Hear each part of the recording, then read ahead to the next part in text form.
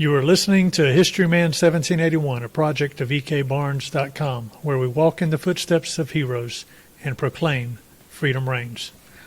On today's podcast, we are very fortunate to have John Parker, who is the author of the Bible of the American Revolution in the South, for the most part. John, tell us a little bit about your book and the genesis of how that project started for you. Well, back about 2004, I had some time in between jobs, and I wanted to visit some of the Revolutionary War sites because I lived in Utahville along Lake Marion. And in the process, I discovered that there were no directions and almost nobody had any idea where they were. So I thought South Carolina needed a book that would locate all the sites in the state so people could go see them. Well, I discovered, in the beginning I thought there might be, maybe 50 or 75 sites. When I got into it, and after about 15 years, I discovered that there are over 600. So the book went from being hopefully 50 pages to being 559. I know your book is in the third series, is that correct? Third edition, right. Third edition, and the name of the book for our listeners is? Parker's Guide to the Revolutionary War in South Carolina. And it is very widely regarded all across the state as far as historians are concerned. I went up to Musgrove Mills in my own journey of the American Revolution, trying to find some of these sites. And lo and behold, Dawn at the state park in Musgrove Mills said, "This is the Bible of the American Revolution in South Carolina." And you have done a great work. And to the novice or to the inexperienced, you would never expect that many engagements in South Carolina. When you talk about 600, give me a parameter of what you mean by that. Well, my book has all the battles, skirmishes, and murders attributed to the Revolutionary War in South Carolina. It has about 600 or 650 different entries. However, a lot of the history in South Carolina is passed down in families and has never been written.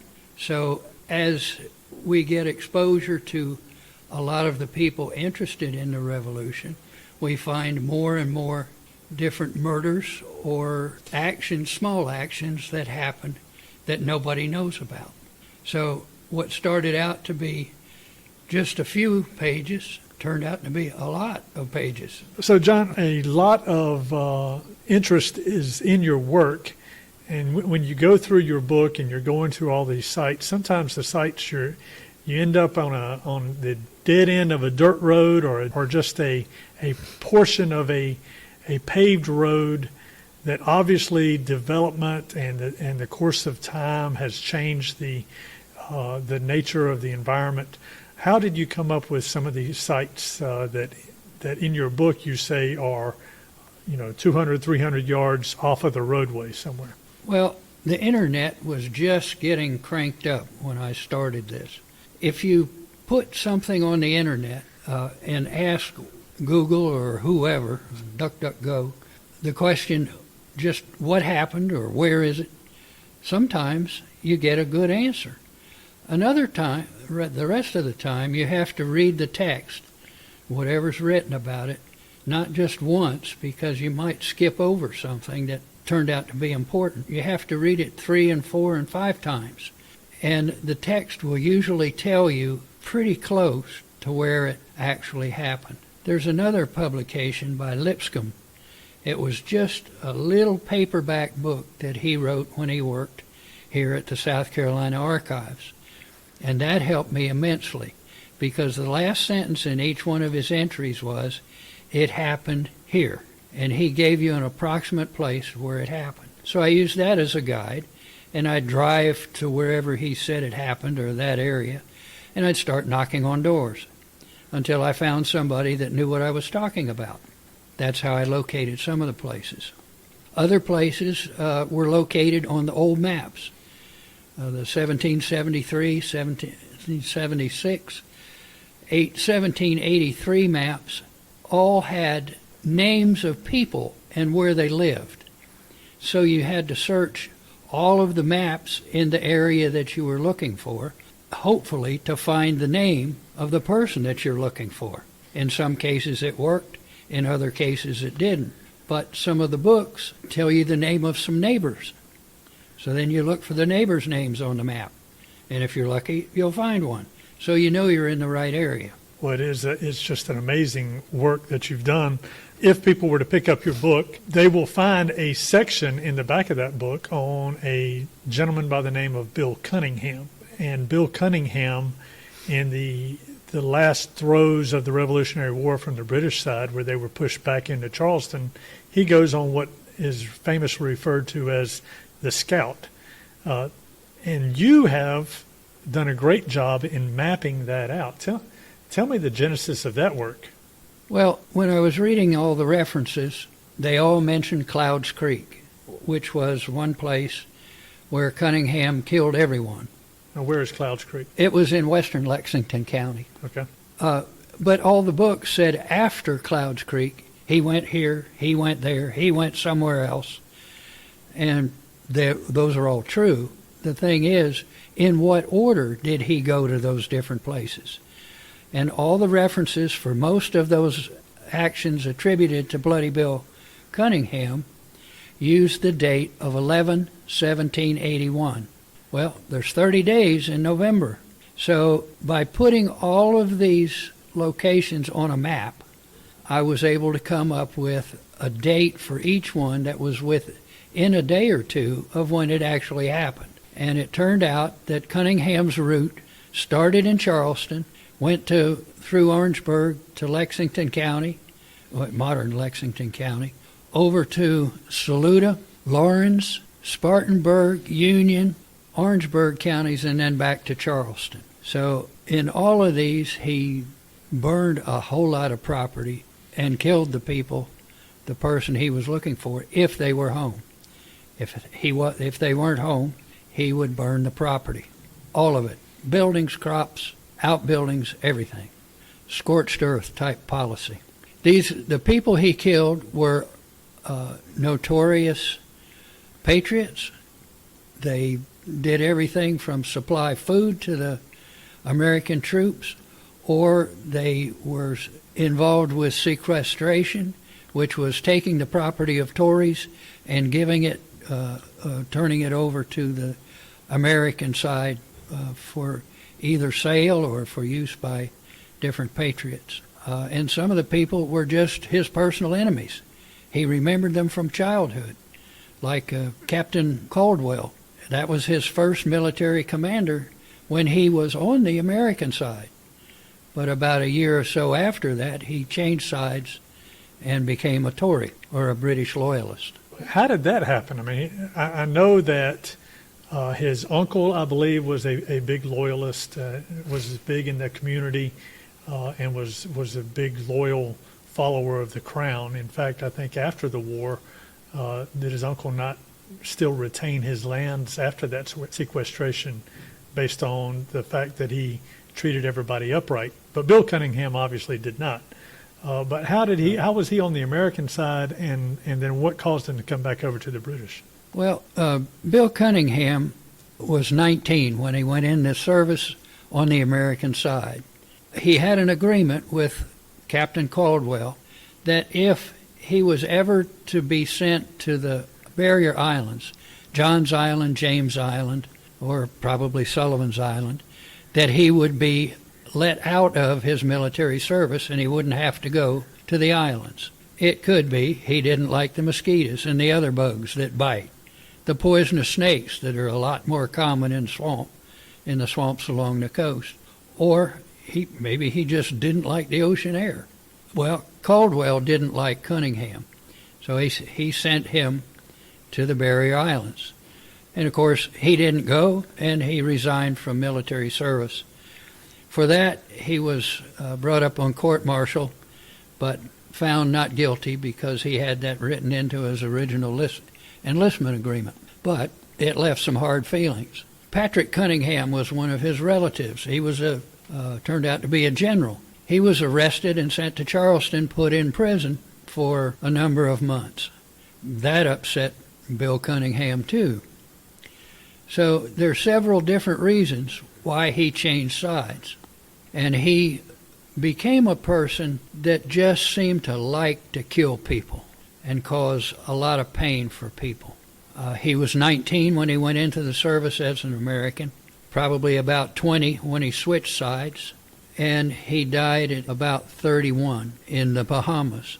So he only had a brief career in the military, but it was a hard one. On his Bloody Scout, he couldn't stay in one spot very long because everybody hated him. At Clouds Creek, he killed about 19 or 20 different people. Everybody in their families was looking for Cunningham. They'd kill him on sight. After Bloody Scout, he went back to Charleston. His horse died after they were there a couple of weeks from all the exertion of a month or a little more than a month of riding through and keeping his rider safe. Cunningham buried the horse with full military honors in Charleston. After that, he stole another horse from the Middleton plantation. Its name was Silver Heels. How many people rode with him on that scout? Cunningham never went anywhere without a small army. Most of the time, they numbered 100 to 150 and up as high as 300 men with him. I do know of one story that I was told that about Cunningham, but it was involved in being just in a buggy and riding through the middle of a town by himself. So I discounted that story because Cunningham never went anywhere by himself. He always had a small army with him. Tell our listeners where Bloody Bill went after his scout. Well, Bloody Bill went back up to Newberry, and the weather at that time was the same as it was in 1781, but the date for him going back to Newberry was 1782. That bothered me for a long time, particularly because the name of his horse changed. He was now riding Silver Heels that was stolen from Middleton Plantation in probably modern Dorchester County. Silver Heels was a thoroughbred, extremely fast out in the open. Wasn't real fast in the woods, but if he could get a straightaway, he'd outrun anybody. Anyway, why would Cunningham go back to an area where everybody knew him and everybody hated him and would shoot him on sight? The answer is probably because he was young. Young people don't think they're going to die. They don't think they're about death until they probably hit about 50. So on top of that, he was arrogant. He thought he was smarter than all the Americans. And he had a horse that could outrun just about anybody that would be chasing him. So he did go back in 1782 to lower Newberry County, just north of the Saluda River. He got into a fight there. His horse managed to outrun Butler that was chasing him. He threw his sword and his gun and everything off of his horse to make it lighter so it could go faster. And sure enough, it did. He outran his pursuer.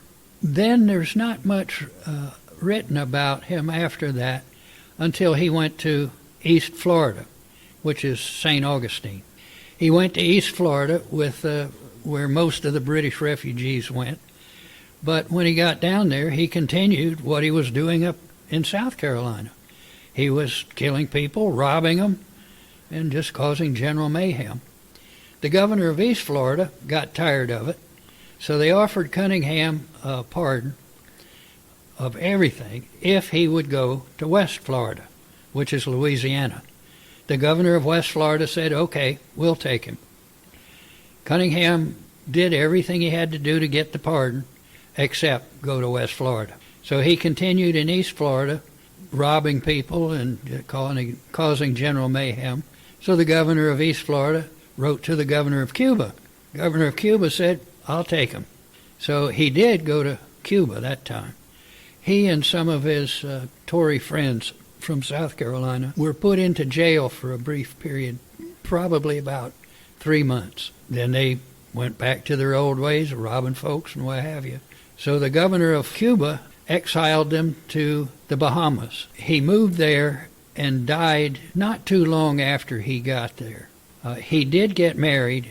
Probably during the time period he was in East Florida, He did come back to South Carolina and then made a trip over to England to try to get compensation for the property that he lost to the Americans during the war. He was paid about 1/10 of the value that he claimed. And in my book, there is a picture in there where I think it was 1783, where a lady from Columbia took an ad in the paper calling him a highwayman and a robber and asked the cops to lock him up, but that didn't happen. Anyway, he got back from England and then went to Cuba and died in the Bahamas at about age 31. And he went into the service at age 19. So you can see he had a short life, but it was full of excitement, and he pretty much died and lived the way he wanted to live. We know he got married to a Mary Cunningham because in his will he left all of his property to her, and she was his executrix. And if you read the will, it says that it was attested to by several of the other notorious people that fought in South Carolina. It's just a fascinating story. There's one prior to me reading your book I had no idea about. And so I thank you for that information. It enlightened me as to the problems in the backcountry, the problems in settling the new country. And Cunningham's story is fascinating, there's no doubt, although full of a lot of despair and obviously anger on his part, and from the people who were looking to settle the feud with him as well. So Right. Well, my book is a surprise to me too, because I grew up in Delaware. When I came to South Carolina, I had no idea there was any part of the Revolution here. Just because I found out there was, and I wanted to visit a few of the sites, that started the research, and the result was Parker's Guide to the Revolutionary War in South Carolina. So you cover all parts of the state, and I think me being an upstate person and growing up in the shadows of Kings Mountain, I understand a certain portion of that history, but you go so far as to talk about even small naval engagements off the coast of South Carolina, between South Carolina and Georgia. And I learned about the naval engagements primarily because I knew Dr. E. Lee Spence. He was the original finder of the Georgiana, which was a Confederate ship that sunk off the coast of Isle of Palms. I helped him relocate that, probably back in middle 1970s. But he published a book, Shipwrecks Along the East Coast or South Carolina Coast, and he had a lot of data in there about where they happened and a little bit about what they happened. So that's where I got quite a bit of the information for the naval engagements. And of course they were written in other books. A lot of them were written up in other books too. I think one of the ones that comes to mind is the engagement off of Bloody Point. That was named technically after the Yamasee War, but it was a cooperation between the Patriots of South Carolina and the Patriots of Georgia when they realized that the British were getting ready to send a supply ship up the Savannah River.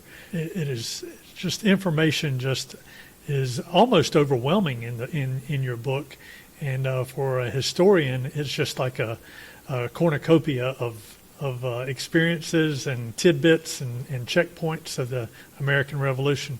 You go so far as to even talk about where people are laid up in houses in Kershaw County in the community of Antioch, where is laid up in a house because of smallpox or some other disease, and the Patriots realize he's there and they break into the house and kill him before he, not taking the chance that he might recover. Where do you come up with that stuff? Well, that was one of the Harrison brothers. And you asked me earlier about an interesting story, so I'll tell you about the Harrison brothers. There were 3 or 4 brothers that lived just east of Lynchburg, modern Lynchburg. There's a bridge over the Little Lynch's River there, and they lived along the banks close to where that at that time was a ferry.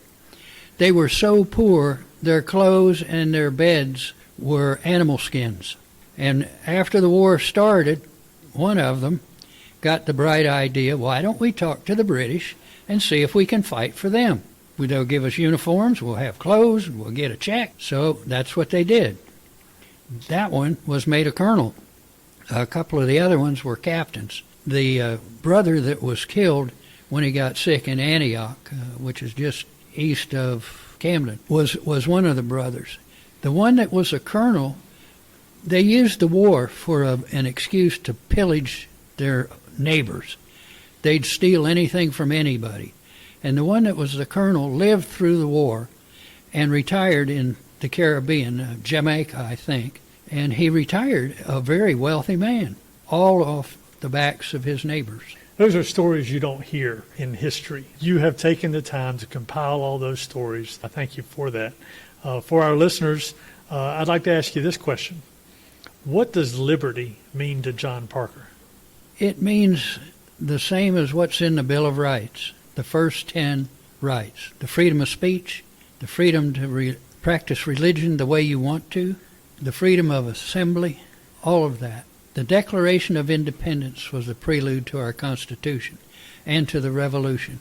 In one of the pension applications, a captain from York County related that they were on the way to Florida from South Carolina. They departed over in Edgefield County from the Pinewood House, and they were on their way to Florida.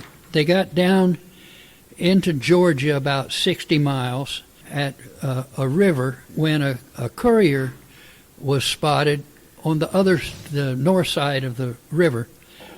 So they stopped and wait for the dispatches to get to General Williamson.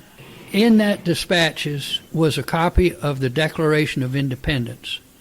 General Williamson had it read to his officers, and he was so impressed with it, he had it read to everyone in the Army. And the way they did that, they had Captain, I believe it was Lacey, stood on top of a horse, a gentle horse that was led over and held. He stood on the saddle so he would be above everyone else. They made a hollow square for the horse, and he read the declaration to the whole Army. Afterward, the person in his application stated there was much firing of muskets and cheering at the reading of the Declaration. John, tell me real quickly how people can get a hold of your latest edition of your book. They can order a copy from my publisher, which is Harrelson Press in Columbia, South Carolina. They have a website, so if you just type in your search engine, Harrelson Press, or Parker's Guide to the Revolutionary War in South Carolina, it should take you to a place where you can order a copy online. Or you can send me an email at parkersguide@shtc.net, and I'll send you a signed copy. They're $39.95 each. Thank you so much.